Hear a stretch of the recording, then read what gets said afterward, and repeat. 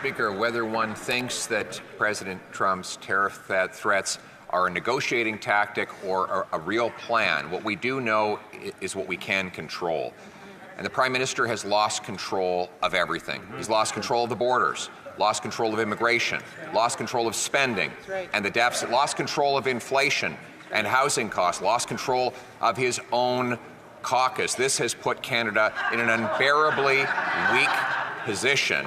Mr. Speaker, will the Prime Minister reverse all the damage he's done, or will he just call a carbon tax election so we can do it for him? The Right Honourable Prime Minister. I think the Leader of the Opposition needs to reflect carefully on whether he really wants to amplify the erroneous narratives that the Americans are putting forward around, for example, our border, when less than 1% of migrants coming into the United States irregularly come from Canada, where 0.2% of fentanyl coming into the United States comes from Canada. These are things that we would all do well to stand up and say, yes, there's things we can and are working on together at our border, but amplifying these broken narratives is simply not responsible leadership. The Honourable Leader of the Opposition. Breaking things is not responsible, Mr. Speaker, and that's what he's been doing for 9 years. My job is not to cover that up for him. In fact, he's broken our economy. He's doubled the cost of housing, doubled the national debt, doubled trouble across our economy with higher taxes on working Canadians. He's in the process of raising taxes on investment and energy right now, while an American incoming president wants to take our jobs and our businesses. It's understandable why President Trump wants Canadian jobs to go south, but why does this Prime Minister want to help him do it? The Right Honourable Prime Minister. Mr. Speaker, we recognize that Canadians are facing challenging moments, which is why we are stepping up to deliver for them, whether it's by delivering a tax break over the next few months that the Conservatives are totally opposed to, whether it's by delivering a national school food program that is already helping thousands of Canadians across the country that the Conservatives oppose, whether it's delivering dental care that's making a real difference in the lives of over 1 million Canadians that the Conservatives not just opposed but did everything they could do to scuttle. Mr. Speaker, the Conservative leader just wants to exploit the challenges Canadians are facing while we will solve them. That's right. The Honourable Leader of the Opposition. Speaker, he created all of those problems. And a food program that hasn't served a single meal, or a temporary tiny 10-cent tax cut on a bag of potato chips will not fix what he broke, especially considering that his next plan is to quadruple the carbon tax to 61 cents a litre. You can just picture President Trump calling our businesses, encouraging them to leave Canada and set up south of the border where there is no carbon tax and where other taxes are falling. Again, it's clear why the incoming American president wants to take our jobs. Why does this Prime Minister keep helping him do it? The Right Honourable Prime Minister. Let me say it once again, Mr. Speaker. The price on pollution puts more money back in the middle class's pockets across this country than it costs them. The Canada Carbon Rebate is a check that arrives 4 times a year and helps 8 out of 10 Canadians in jurisdictions where it arrives with more money than they pay on the price of pollution. It's how we fight climate change and build a strong economy for the future while putting money in the pockets of Canadians. That is what we are doing, while the Conservative leader wants to abandon not just the environment, but the economy as well. That's right.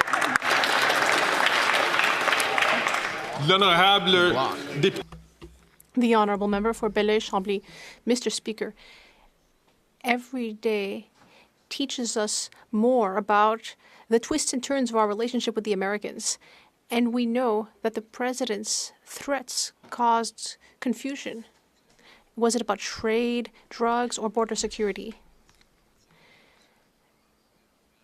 Now, better late than never, the government is promising a detailed plan. I hope that will be budgeted as well. When will they help reassure Canadians and Quebecers about this? The Right Honourable Prime Minister. Mr. Speaker, we shared our immigration plan several weeks ago, and we will continue to invest to reduce the number of irregular migrants who are crossing our border in one direction or another. We have already significantly invested in staffing levels. Unlike the Conservatives, we will invest. The Conservatives cut staffing levels at the border. We will invest to protect our border security and Canadians. L'honorable député de Belleuil. The honourable member.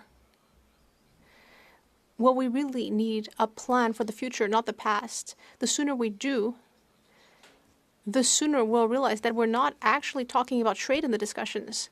There are issues here about the cultural exemption, softwood lumber, aluminum, in addition to the 25% tariffs that are threatened. Will the Prime Minister reassure us that a representative designated by Quebec will be part of Team Canada and will be part of a future negotiations committee? The Right Honourable Prime Minister. Mr. Speaker, I can confirm that in addition to speaking about the borders on Friday with the President-elect, we also spoke about trade. We talked about steel and aluminum. We talked about energy. We talked about softwood lumber. We talked about all the issues that we will be facing with the American administration. But like 4 years ago, we will defend Canadian jobs, and we will also show how we can benefit our relationship on both sides of the border by working well together. Thank you.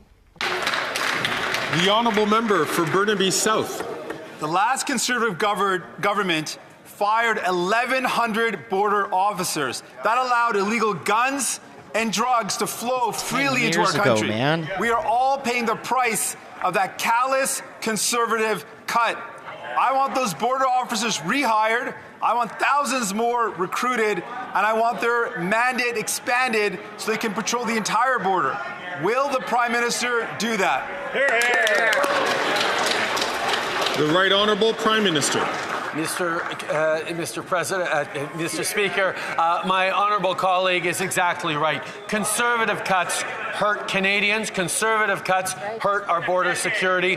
Conservative cuts just hurt the Canadian economy. That is why it is so bewildering to see the Conservative leader continuing to stand up in cuts for dental care, cuts on housing investments, cuts for the kinds of services and benefits that Canadians need, whether it's a tax break for the next few months or school food programs. The Conservatives only know how to cut. That's not how Canadians prosper.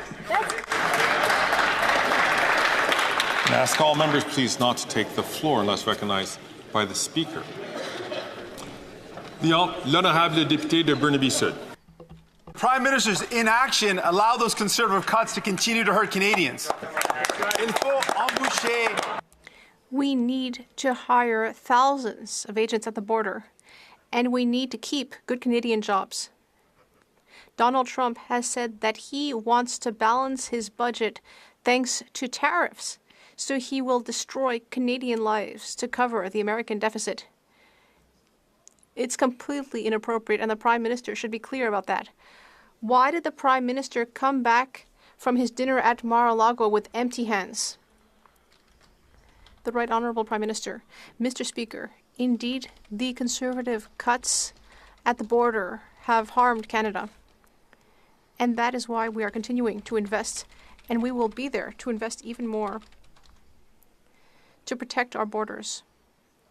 We have already taken several measures over the last few years to reduce the number of irregular arrivals, to protect our borders from American weapons and drugs. We know there is still more to do, and we will do that in partnership with the American administration, with whom we share these security priorities.